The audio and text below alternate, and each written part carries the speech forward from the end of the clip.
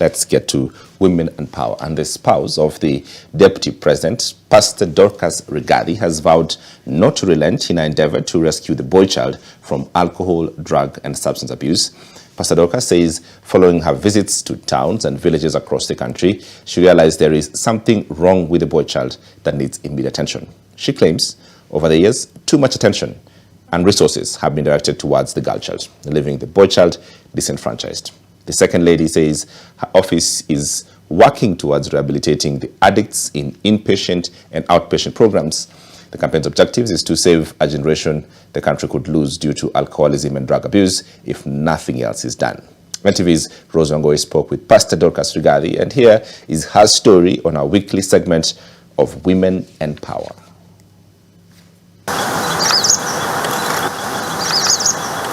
Dorcas Rigathi is just a daughter of a peasant farmer, born in Murang'a and brought up like any other child in the rural home.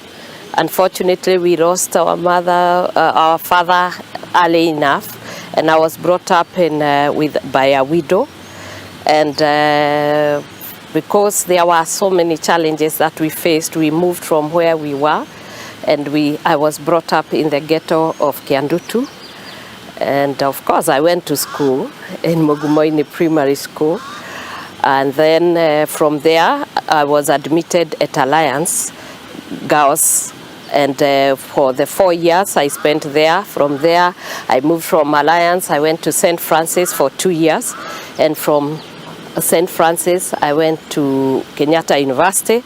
And from there, I worked as a banker. I am married, of course, to the Deputy President of the Republic of Kenya, the Rigiji. And I have 2 children, Kevin and Keith.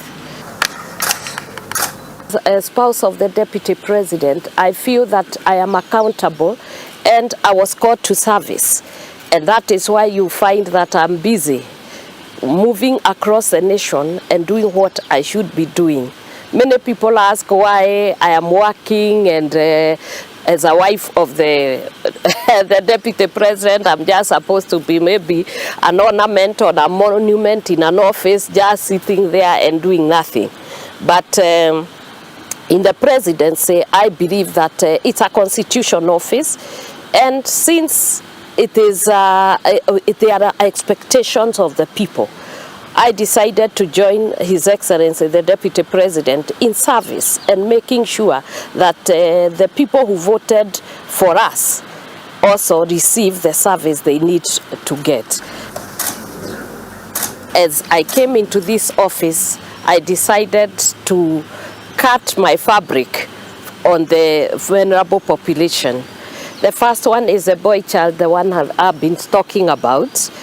The other pillar I deal with is the vulnerable, the people living with disabilities, the widow and the orphans, and the fourth one is chaplaincy, outreach and family values.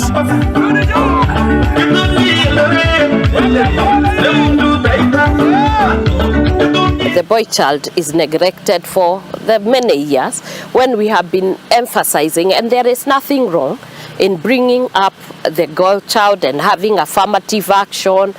And I think as a society we need to go back to the drawing board and think of the best way to be able to mitigate some of the issues that come when it comes to gender mainstreaming. Because when we speak about gender these days, you will think the gender is a woman. But gender incorporates even this boy child. For a boy child to get health, access to health, access to employment, it's not an option. It's a human right. It's a big error we have done, to leave one behind and to lift the other one very high. This one who is high is being brought down by the one who is low. Because if they want to get married, they get this man and they feel threatened by the woman. Then what do you find? gender-based violence. You find separated families, you find divorces. If you see the divorce rate now has increased, and therefore as I'm working on this boy child, so that there is some level, there is some balance in the society, ethical things that actually also mitigate for the boy child. Once this is achieved, I can tell you, you get very good families. Those boys are abusing alcohol, drugs, glue, all those substances. Here in Nairobi, you go to every park, they are everywhere sleeping, and you can see that we are losing a generation. And that is why I decided to take up the program to rehabilitate them. The aim and the objective that we have as an office is to be able to get those boys from the streets, take them to rehabs, and then we also send the clergy there to be able to counsel them and to mentor them, so that at the end of the program they come out as whole men, people who have self-confidence, they have self-identity, because that is what they are lacking. They are the ones who are not very affected. We are taking them to community-based rehabilitations, where they just come, they do sporting activities, and they have clergy and they have counselors who are working with them. Right now we have like 82 here in the ASK Jamhuri showground. And of course there are others who they are just there because they don't have food. So we have a feeding program for them, and then they do football. We can see progress, and I'm very happy with what is happening, because we have had about 200 of them we graduated the other day. If you see what they were before and you see them now, even myself, I couldn't help but cry, because I saw that transformation. And what we are doing after that is to get these people to vocational training, where they are being trained on life skills, then they are given other skills that will empower them economically in agribusiness, because that's where the space is, and other skills that they can be able now to be attached to this affordable housing. Some will go to the greening our country and the forests. We have planted like 500,000 seedlings. And that is an economic activity that is going to change the lives of these boys. The society has grown a bit cold, especially the parents who have these drug addicts.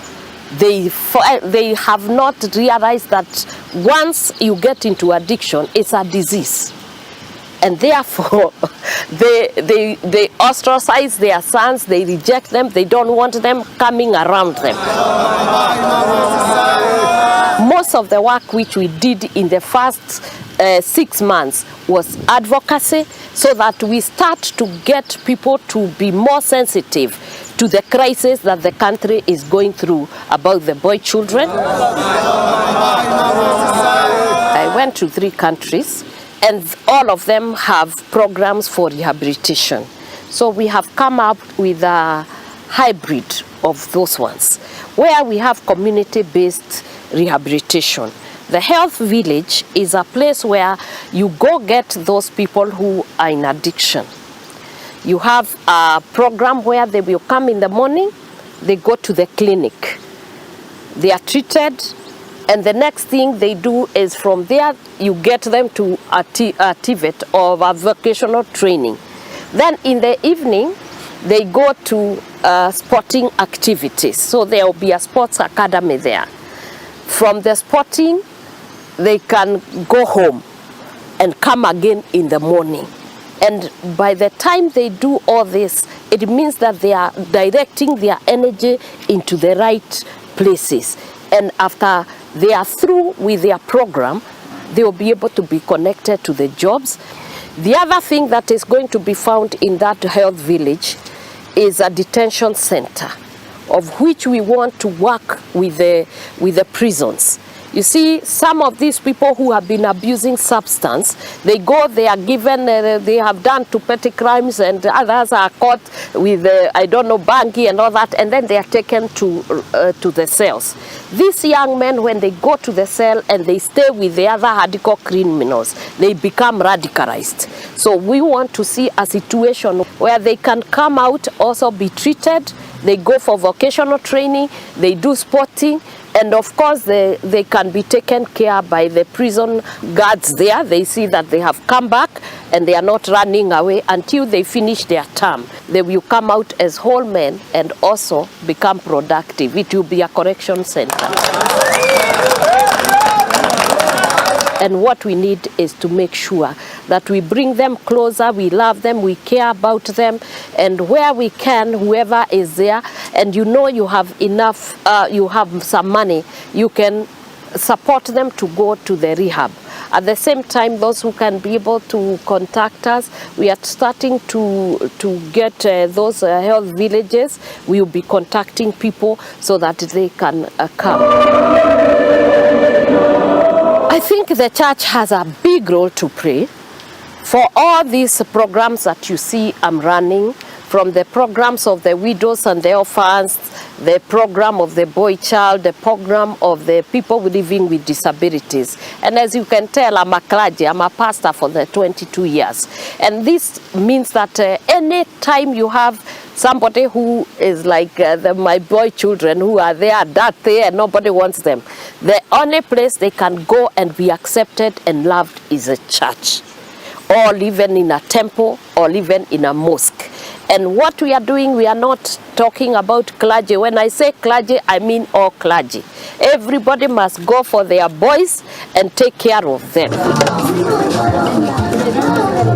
Every church must open a feeding center where you feed people and preach to them and mentor them. If it is a mosque, they do the same for their own, because it is this drug addiction does not have boundaries. It does not know whether you are rich or poor. We are affected all the same. I love singing, I love dancing, I walk, and I want to start swimming now. Yeah, I also read books. We gym. That one is, I think it is not even a hobby. It's a lifestyle. Yeah, that when we gym, we walk in the morning. That is how we bond with His Excellency. You project him as a very abrasive man and a hard man and everything. All those kind of character you want to make of him. But I can tell you, I've been married for 35, going 36 years now to him. And he's a good father. And he's very soft. If you were to find him in his natural habitat, you would not even believe he's the same person out there. He has a job to do, and it must be done the way he does it. And of course, there is this community of human beings that don't want to hear the truth. He's as simple, and he tells it as it is. People may not know. Even when he was not the deputy president, he has been taking care of thousands of children whom he pays school fees. Many, I know, even today.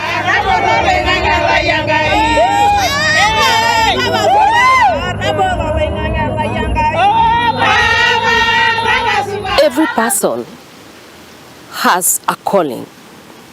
And every time you see an issue that disturbs you, something, every time you see it, it disturbs your mind. Your conscience is pricked by, when you see, you feel it is an injustice.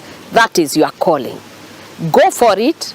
Make sure that you do something about it. There are many issues, and every individual is an answer to a problem. And if you are to respond to the problems you see, then this world will be a better place for us to stay, because you are accountable and responsible to God. One day you will answer for what you saw and you did not do.